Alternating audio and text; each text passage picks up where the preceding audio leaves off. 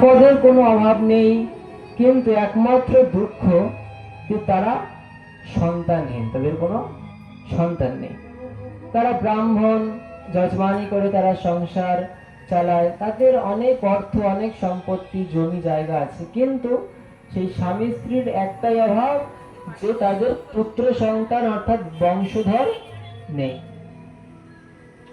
এইবার কি হয়েছে, বহু অর্থ, গাভী, স্বর্ণাদি দান করলেন গরিব দুঃখী দিগকে, কিন্তু কোনো কিছুতেই কোনো ফল হলো না।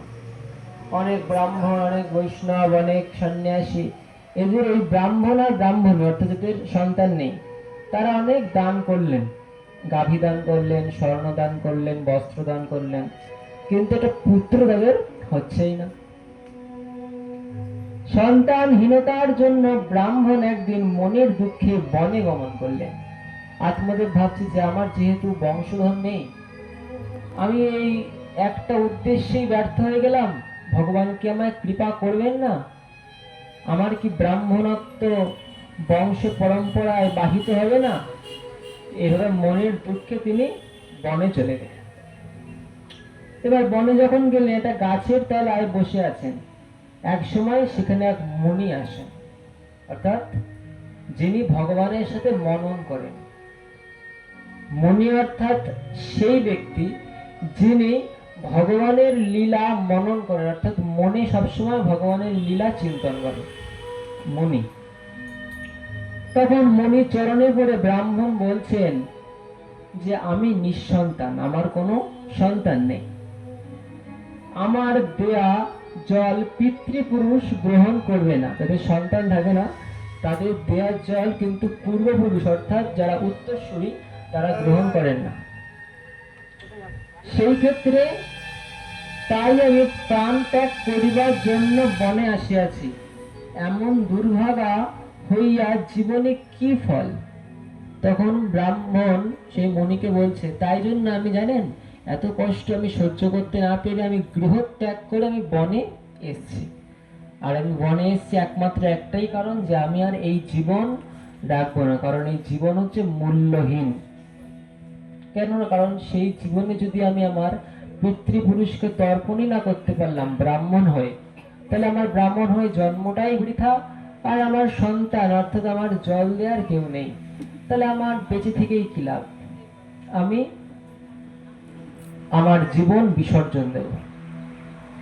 ব্রাহ্মণের এমন দুঃখ শুনিয়া ময়ূর তার কপালের দিকে তাকাইয়া বলিলেন, এ জীবনে পুত্র ভাগ্য নাহি কো তোমার, সেবাসনা মন হতে করো পরিহার।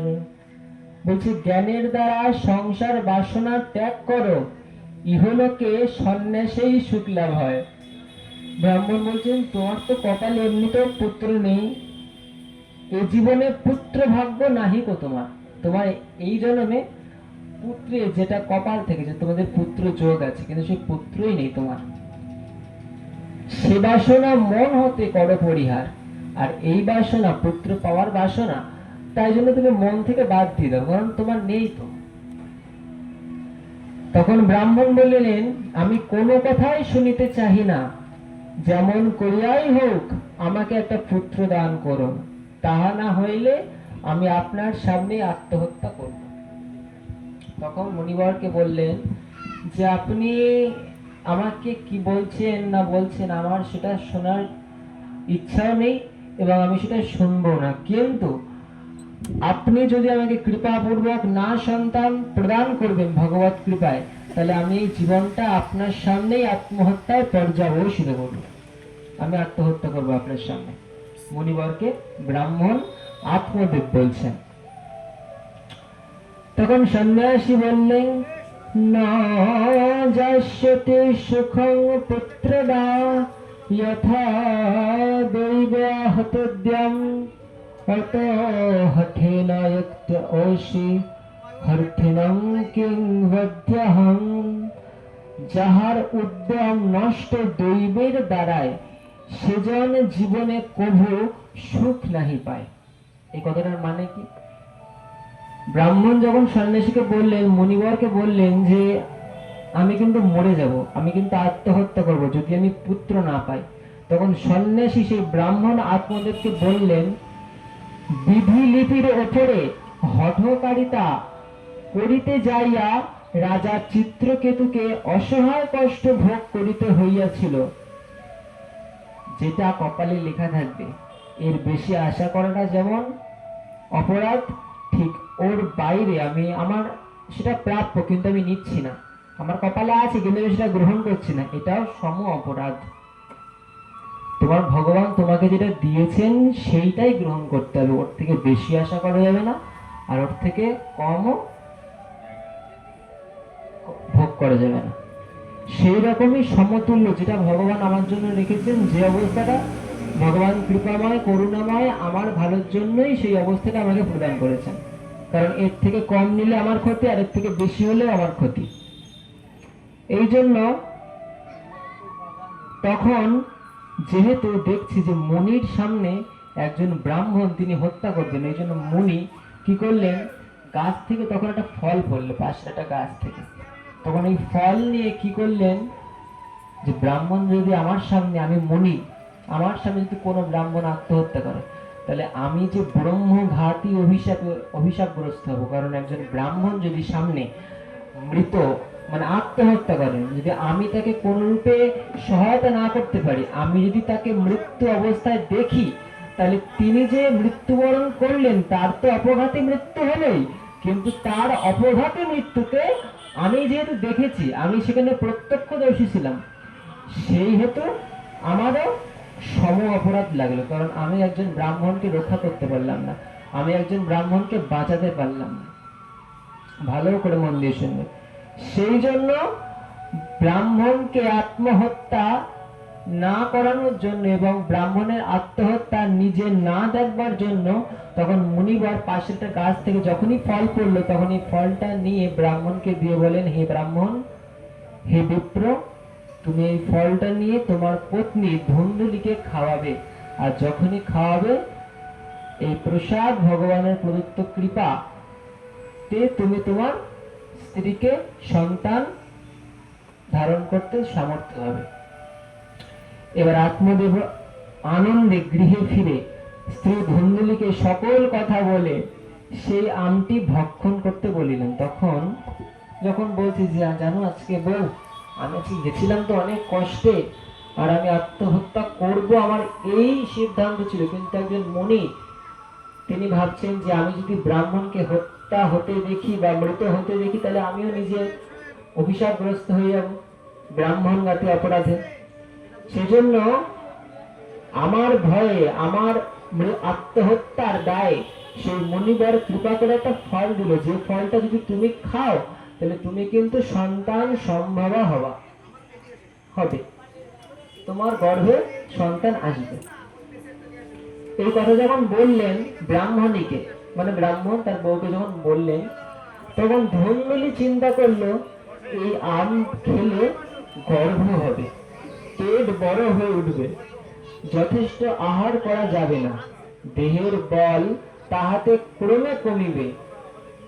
শুনিয়াছি সুখদেব মায়ের গর্ভে 16 বছর ছিল, তেমন যদি হয় তবে প্রসব করিব কেমন করিয়া, প্রসব যন্ত্রণা বড় কষ্টকর, আমি কোমলাঙ্গিনী এত কষ্ট সহ্য করিতে পারিব না। তখন এই কথাগুলো বুঝতে পারছো, কেউ কেউ বুঝতে পারছো, সাধু ভাষা অনেকে বুঝতে পারে না, চলিত ভাষা অনেকে বোঝে। তা আমাদের তো কথামৃত আর চলিত ভাষায় রচনা করা হয় না, সাধু ভাষায় রচনা করা হয়। তো তখন কি ধুন্দুলি বলছে যে আমার গর্ভ হবে, আমার পেট বড় হয়ে যাবে, অত কষ্ট আমি সহ্য করতে পারবো না, আমি কমলাঙ্গিনী মানে আমি হচ্ছে একটু হাইফাই, আমি সুন্দরী অনেক, ঠিক যে সুন্দরী সে ভালো বলছে। তো এবার সে ধুন্দুলি ফলটা নিল, কিন্তু পরবর্তীতে কি হলো, ততদিন তুমি গর্ভবতীর মতন আপনার গৃহে করো সুখেতে যাপন। তখন এই চিন্তা করে ধুন্দুলি আমটিকে লুকিয়ে রাখলো, খেলো না কিন্তু লুকিয়ে রাখলো। পরের দিয়ে সে তার দরিদ্র ভগ্নীকে মানে সে তার ভাগ্নিকে বলল যে তোর কোনো চিন্তা নেই ভাগ্নি, আমি এখন গর্ভবতী, আমার যখন সন্তান হবে তখন সেই সন্তান আমি তোকে দেব। আমার স্বামীকে যদি তুমি কিছু অর্থ দাও, তাহলে আমি নিত্য নিত্য আসিয়া সেই পুত্রকে স্তন পান করাইয়া বড় করিয়া তুলিব। আর তোমার ঘরে একটা বাজা অর্থাৎ বন্ধা, মানে যে অর্থাৎ বাজা অর্থাৎ যার কোনো সন্তান হয়নি, এটা হচ্ছে বলা হয় সাধু ভাষায়, একটা বাজার গাই রইয়াছে, এই আমটি তাহাকে খাইয়া দাও, তাহার একটি বাছুর হয়তো হোক। তখন ওই শালা বউ শয়তান ও ওর ভাগ্নিকে বলছে যে ভাগ্নির যে সন্তানটা হবে সেই সন্তানটা ওই ধুন্দুলি অর্থাৎ ব্রাহ্মণীকে ও দেবে, আর ও নিজে ফলটা খাবে না। যে ফলটা খেলে ওর নিজের সন্তানটা হতো, ওই ফলটা ও ওর নিজের একটা গাভী মাতা অর্থাৎ গোয়ালের একটা গাভী মাতাকেও সেবা করাবে। অন্তত ফলটা খেলে আমার একটা সন্তান হতো, অর্থাৎ গাভী মাতার একটা সন্তান তো হবে, একটা বাছুর তো হবে। ওর চিন্তা এইরকম যে আমি আমার ভাগ্নির কাছ থেকে একটা সন্তান ধার নেব, ও মাঝে মাঝে এসে আমার ভাগ্নি এসে ওই সন্তানটাকে দুধ খাইয়ে যাবে, তার প্ররোচনায় আমি ভাগ্নির পতিকে কিছু টাকা পয়সা দেবো, অর্থ দেব, কারণ ও এসে ওর সন্তানকে দুধ খাইয়ে যাচ্ছে।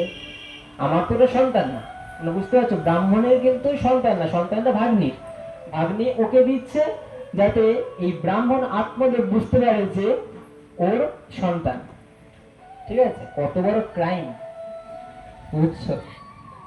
এইবার আত্মদেব যাতে বুঝতে পারে যে আমার ধনদুলি আমার পত্নীর সন্তান হয়েছে, সেই জন্য ধনদুলি কি করলো, ভাগ্নির সন্তানটা নিয়ে তিনি লালন পালন করতে থাকলেন। আর ওই ভাগ্নি মাঝে মাঝে এসে ওই নিজের সন্তানটাকে দুধ খাইয়ে দিতেন, সেই অর্থে কিছু অর্থ প্রদান করে দিতেন যাতে ওর স্বামী একটু বড় লোক হয়। দরিদ্র ছিল ওরা। এইবার ভাগ্নির কথা শুনিয়া ধুন্দুলি তাহাই করিল। ভাগ্নির কথা শুনে ধুন্দুলি অর্থাৎ ব্রাহ্মণের যে পত্নী বউ, সেই ব্রাহ্মণী তাই করলো। কিছুদিন পরে তার ভাগ্নি একটি পুত্র সন্তান প্রসব করে রাত্রিতে ধুন্দুলিকে গোপনে দিয়ে গেল।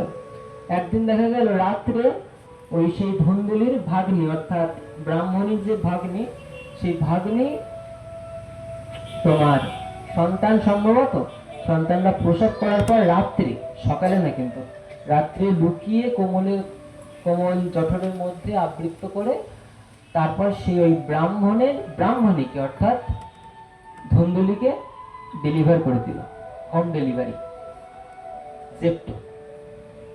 এইবার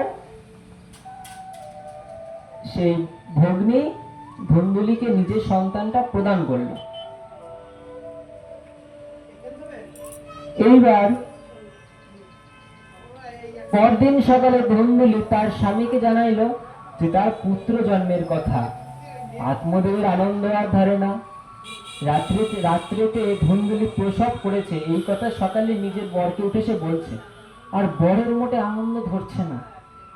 মনে মনে সন্ন্যাসীকে অজস্র ধন্যবাদ দিয়ে প্রণাম জানাইলো, মানে ওই মুনির ফল খেয়েছে, ওই মুনিকে বলছে আপনি যদি না হতেন আজকে আমার সন্তানটাই হতো না, আপনি কত কৃপাময়, কত দয়াময়, কত করুণা, আপনার প্রদত্ত ফল আহার করেই আমার পত্নী সন্তান সম্ভবা হয়েছে, এই মনে করছে আত্মদেব ব্রাহ্মণ।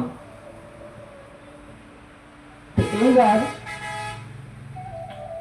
আনন্দে পুত্রের জাত কর্মাদি করাই, পুত্র জন্মগ্রহণ হয়েছে। পুত্রের দশম সংস্কার আমাদের শাস্ত্রে আছে যে একটা পুত্র জন্মগ্রহণ করালে তার 10খানা সংস্কার, শিক্ষাকরণ, আরো অনেক প্রকারের 10খানা সংস্কার আছে, নবমগুণ, প্রসাদ ভোজন, অন্নপ্রাশন, এভাবে 10 প্রকারের সংস্কার আছে। তো সেই সংস্কার আত্মদেব তার নবজাতক শিশুটা অর্থাৎ যে শিশু তার ঘরে এসছে সন্তান, সেই সন্তানের মাধ্যমে তিনি অনুষ্ঠান করলেন, খুব বড় অনুষ্ঠান। এইবার দিন দুঃখী জনকে বহু ধন দান করলেন, যে দেখো আমার সন্তান ঘরে এসছে, আমার যে সন্তান আমার কপালে অর্থাৎ ভাগ্যে ছিল না, আজ তোমাদেরকে আমি অনেক দান দক্ষিণে দেব, তোমরা সবাই এসো। তারপর একদিন ধুন্দুলি তার স্বামীকে বলল, পতিকে বলল যে, ওগো, আমার স্তনে দুগ্ধ নাই, শিশুকে পালন করিব কেমন করিয়া? ওর তো ছেলেই তো না, ওর দুগ্ধ আসবে কি করে? বলছে, আমার স্তনে আমার দুগ্ধ নেই, তা আমি কি করে পালন করবো আমার ছেলেকে? কয়েকদিন আগে আমার ভগ্নির একটা সন্তান জন্মিয়া মারা গেছেন, মানে ওই ভগ্নিটাই কিন্তু ওর সন্তান, কিন্তু কিন্তু ও কি বলছে, কত বড় শয়তান চিন্তা করতে হবে, ক্রিমিনাল কত বড়। বলছে, আমার একটা ভাগ্নির একটা সন্তান হয়েছিল, কিন্তু সেই সন্তানটা মারা গেছে। ব্রাহ্মণ রাজি হইলেন, কি কথায়? তাহাকে যদি আমি ঘরে রাখি, তাহা হইলে সে আমার ওই ছেলেকে পালন করবে, তাহলে তার স্তনের দুধ তো খাওয়াতে পারবে, আমার স্তনের দুধ নেই। আগে কথা ছিল ভগ্নি এসে লুকিয়ে স্তনের দুধগুলো খাওয়াবে, আর ভগ্নিকে কিছু অ্যামাউন্ট টাকা দিয়ে দেবে, অর্থ দিয়ে দেবে। কিন্তু এত বড় ধুন্দুলির বুদ্ধি ভ্রষ্টা যে সরাসরি সে স্বামীকে বলছে যে, আমার তো স্তনের দুগ্ধ নাই, আমি অন্য এক আমার সম্পর্কের ভাগ্নিকে দিয়ে আমি আমার সন্তানকে স্তন বৃন্ত দিয়ে পান করাবো, স্তন পান করাবো। ব্রাহ্মণ রাজি হইলেন। ধুন্দুলির ভগ্নী আসিয়া সেই পুত্রকে পালন করিতে লাগিলেন। ব্রাহ্মণ আনন্দে পুত্রের নাম রাখিলেন তার মায়ের নাম অনুসারে। কি নাম? নাম ছিল মায়ের ধুন্দুলি, আর ছেলের নাম হলো ধুন্ধুকারী। বাবার নাম কি? বলো বাবার নাম কি দেখি, কেমন শুনছে আমি শুনি। বাবার নাম হচ্ছে আত্মদেব। আত্মদেবের বউয়ের নাম অর্থাৎ পত্নীর নাম হচ্ছে ধুন্ধুলি, আর ধুন্ধুলির সন্তান জন্মগ্রহণ হলো, নাম কি রাখলো? ধুন্ধুকারী। হ্যাঁ। তারপর 3 মাস যখন অতিবাহিত হলো, তখন ব্রাহ্মণের সেই গোয়াল যাকে ফলটা খাইয়েছিল সেই বউ, সেই গাভী মাতার একটা বাছুর তিনি প্রসব করলেন। সর্বাঙ্গ সুন্দর সেই মানব আকৃতি, উজ্জ্বল শরীরে ধরে সুবর্ণের কান্তি, গাভীর মনুষ্য আকার জন্মিল নন্দন, তাহাতে বিস্মিত অতি হইল সর্বজন। এবার দেখছে যে সর্বাঙ্গ সুন্দর, পুরো দেহটা গলা থেকে পা পর্যন্ত একটা মানুষের শরীর, আর গলার উপরে সেটা হচ্ছে একটা গাভী মাতার শ্রীমুখ। কেবল কান দুটি গাভীর মতো, কান দুটো হচ্ছে গরুর মতো। সন্ন্যাসীর দেওয়ার ফল খাইয়া গাভীর গর্ভে মানবাকৃতি পুত্র জন্মাইল। যে গরুর পেটে মানুষের মতোই একটা পুত্র জন্মগ্রহণ করিল, কিন্তু সেই মানুষটার কান দুটো হচ্ছে গরুর মতো, গাভীমার মতো। সেই গুপ্ত কথা কেউ জানে না, তাই সকলে বিস্ময় প্রকাশ করিল। আত্মদেব ব্রাহ্মণের সৌভাগ্যের উদয় হইল, বৃদ্ধ বয়সে 2টি পুত্র লাভ করিলেন। যে যার কপালে কোনো পুত্রই ছিল না, সে বুড়ো বয়সে একটা ছেলে হয়েছে ভগ্নী কর্তৃক নিজের বউয়ের পেটে, সেটা হচ্ছে ধুন্ধুকারী। আর একটা হচ্ছে গাভী মাতার, যে গাভীটাও ছিল বাজা। তাহলে তুমি চিন্তা করো ব্রাহ্মণটার কত কপালে আগে যোগ খারাপ ছিল, যে যে গাভীটা গোয়ালে থাকতো সেই গাভীটাও ছিল বাজা, অর্থাৎ নিঃসন্তান। আর যে স্ত্রী, নিজের ব্রাহ্মণের যে স্ত্রী, তারও নিঃসন্তান রেখা, কারোরই কোনো পুত্র যোগ ছিল না। কিন্তু বুড়ো মনে করছে যে আমার কত সৌভাগ্য, আমার 2খানা ছেলে জন্মগ্রহণ করলো, একটা গরুর পেটে আর একটা আমার বউয়ের পেটে। এইবার গাভীর মতো কর্ণ, তাই ব্রাহ্মণ তার নাম রাখিলেন গোকর্ণ। 2 ছেলে, এক ছেলের নাম মায়ের নামের অনুসারে রাখলেন ধুন্ধুকারী, আর একটা যেহেতু গরুর পেটে জন্ম বা গর্ভে জন্মজাত, সেই জন্য সেই গরুরই নাম, আর যেহেতু গরুর মতো কান, সেই ছেলের নাম রাখলেন গোকর্ণ, অর্থাৎ যার কান গরুর মতো। বুদ্ধিমান গোকর্ণ করিয়া জ্ঞানার্জন মহাজ্ঞানী ও পণ্ডিত হইলেন তখন। এই গোকর্ণ ছিল যেহেতু ওই সাধুর কৃপার ফল, কৃপার প্রদত্ত, ভগবত প্রদত্ত একটা ফল, সেই ফলটা খেলে তো কোনো না কোনো সুকৃতি বয়সে মহাভাগ্যবান পণ্ডিত সুজ্ঞানী হবেই। এই জন্য গরুর পেটে জন্মগ্রহণ করা সত্ত্বেও সে গোকর্ণ মহাজ্ঞানী, অর্থাৎ তার বুদ্ধি অনেকই প্রখর। বহু তীর্থে গমন করিয়া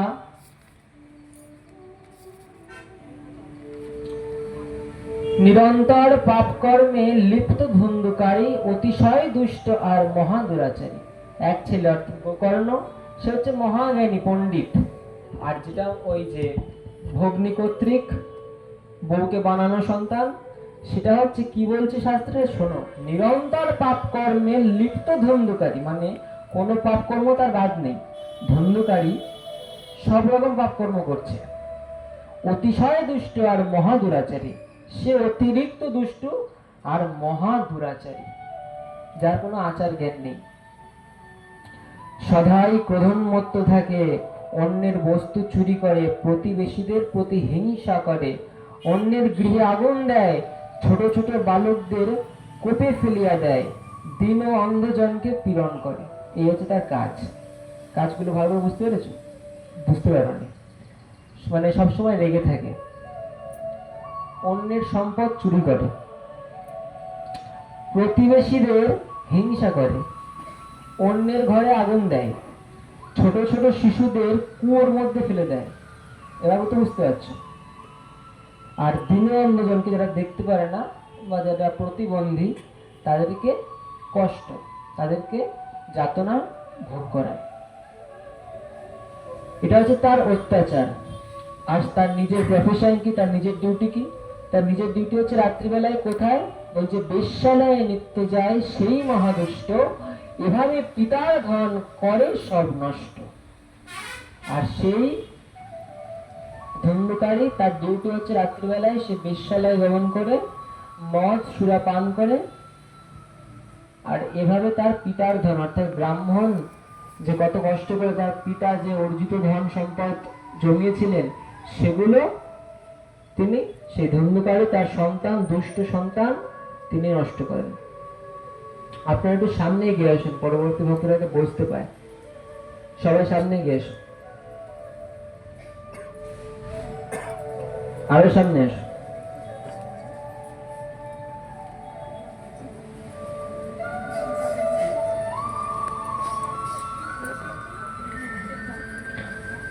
এরপর একদিন পিতামাতাকে প্রহার করিয়া বাড়ির পিতল কাঁসা আদি লইয়া বেশ্যাকে দিল। অর্থাৎ তার নিজের বাবা মা ধুন্ধুকারী, আত্মদেব বাবা আর ধুন্ধুলি অর্থাৎ মাকে মারলেন। মেরে কি করলো? বলছে এই ঘরের যে কাঁসা পিতল, ভালো ভালো দামি ধাতুর বাটি, তারপরে যে বাসন কোসন ছিল, সেই বাসন কোসন সব বেশ্যাকে দিয়ে আসলো। যাওয়ার জন্য সে উদ্গ্রীব থাকতো, কখন সে সেখানে গিয়ে তাদের সাথে সঙ্গ করবে, সহবাস করবে। এরপর যত দিন অতিবাহিত হয়, তার দুষ্ট কর্মের আচার আরো বৃদ্ধি পেতে থাকে। দুষ্ট তো, দুষ্ট উপায়ে মা জন্মগ্রহণ করাইছেন, তা দুষ্ট তো হবে। এরপর কি বলছে? আত্মদেব পুত্রের এমন ব্যবহারে সদাই ক্রন্দন করতেন। আর সেই বুড়ো আগে মনে করতো আমার দুই ছেলে কত ভালো রাখবে আমাদের, আহা, এখন মনে করছে যে না, দেখো কি অবস্থা, আমি যে ছেলেকে জন্মগ্রহণ করলাম, যে ছেলের জন্য আমি সবসময় ক্রন্দন করতাম, যে সন্তানের আশার পথপানে চেয়ে আমি থাকতাম, যে আমার যদি বংশধর হতো, আমি আমার পিতৃপুরুষকে তর্পণ করতে পারতাম, আমাকে জল দেওয়ার একজন কেউ নেই, এখন যে আমাকে জল দেবে সে আমাকে তাড়িয়ে ঝেঁটিয়ে উদ্ধার করে দিচ্ছে। তারপর কি বলতে হচ্ছে? মনে মনে চিন্তা করেন, এমন দুষ্ট দাতা কুপুত্র হতে অপুত্রকে জীবনী শ্রেয়। তারপর মনে হচ্ছে যখন আমি, আমার কোনো ছেলে ছিল না, ওইটাই সবচেয়ে ভালো ছিল, এখন ছেলে একটা নিচ্ছি, তা সেটা আমার দেখছে ভালো করে। এই হচ্ছে ব্রাহ্মণের মনে এখন ভাব উঠেছে, বুঝতে পেরেছে যে সংসারের কি জ্বালা। এখন আমি এই দুঃখ কিভাবে দূর করব? ব্রাহ্মণ চিন্তা করছে, আগে কি দুঃখ ছিল যে সন্তান হয় না, আর এখন যে সন্তান কি করে দূর করব আমি, আমার কপালে এই দুঃখ, এই দুঃখ তো আমাকে মাথার থেকে নামাতে হবে। বুড়ো চিন্তা করছে, কার পুত্র কার ধন অসারে সংসারে দুঃখে অহর্নিশি মাত্র পরিতাপ করে। আর সেই বুড়ো মনে করে এই সম্পত্তি বা কার, এই ধনই বা কার, এই সংসারই বা কার, আমি কার, কে আমার? এখন বুড়োর সব মনে হচ্ছে যে আমার যেগুলো অনেক আগে জানার দরকার ছিল সেগুলো আমি এখন জানছি। সেগুলো আমাকে ভগবান এখন কষ্ট যাতনা পীড়নের মাধ্যমে সংসারের মধ্যে, সংসারের মায়া যে জীবকে কতটা দুঃখ দিতে পারে, তাপ সহ্য করাতে পারে, সেটা এখন ব্রাহ্মণ আত্মদেব বুঝতে পারছে। ঠেলা, সংসার করো আর একটু মজ মস্তি করো। এইবার কি হয়েছে, আমিও আমার ভাবে মোহ উপজয় নরকে গমন তাই হইবে নিশ্চয়। আমার সন্তান, আমার পরিবার, আমার সংসার একটা আমার কৃষ্ণের না। ভগবান শ্রীকৃষ্ণ চৈতন্য দেবের কৃপায় কবিরাজ গোস্বামী পাঠ চৈতন্য চরিতামৃতে বলছেন, কৃষ্ণের সংসার করো ছাড়ি অনাচার। প্রথমে তো বলছেন সংসারটা তোমাদের নিজের ব্যক্তিগত কারণই না, সেটা হচ্ছে ভগবান কৃষ্ণের। আর সেই কৃষ্ণের সংসার যখন করবে, কৃষ্ণেরও সংসার করো ছাড়ি অনাচার। অনাচার ত্যাগ পূর্বক, কোনো অসদাচার করা যাবে না, সদাচার শুদ্ধ কর্ম যা করবো ভগবানের জন্য। আর যেহেতু ভগবানকে নিয়ে সেই কাজটা করবো, তাই সেখানে কোনো পাপও আসতে পারে না, সেখানে কোনো অপরাধও আসতে পারে না, সেখানে কোনো দুরাচারও আসতে পারে না। এই পঞ্চভৌতিক শরীর একদিন বিনাশ প্রাপ্ত হইবে। ব্রাহ্মণ বলছেন যে এই রক্ত মাংসের শরীরটা একদিন নষ্ট হয়ে যাবে। পঞ্চভৌতিক ক্ষিতি অপ তেজ মরুদ্গম,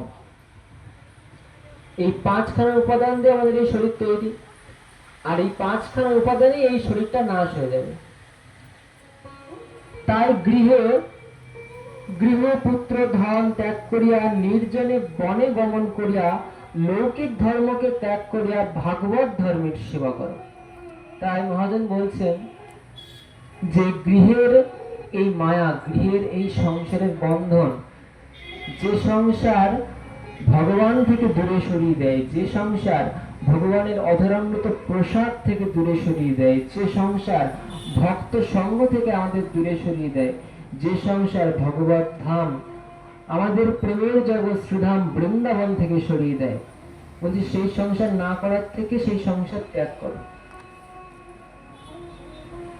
আর যে সংসার কৃষ্ণের সংসার, বলছে ওই সংসার সাক্ষাৎ তপবন, সাক্ষাৎ মধুর বৃন্দাবন, যেখানে আমার নিত্য কিশোর কিশোরী বিরাজমান, যেখানে আমার শ্রী শ্রী রাধা মদন মোহন বিরাজমান, বলছি সেই সংসার করো। আর যে সংসার করলে ভগবানের থেকে আমরা দূরে সরে যাবো, বলছি সেই সংসার করার থেকে বনে গিয়ে ভাগবত সেবা করো। অর্থাৎ বনে গিয়ে আমাদের নির্জনে এই ভগবানের সেবা, ভগবানের কথা অমৃত পান করে ভক্তের সেবা, ভগবানের সেবা করতে আমাদের মহাজন সাক্ষাৎ সুখদেব গোস্বামী মহারাজ আমাদের জানাচ্ছেন।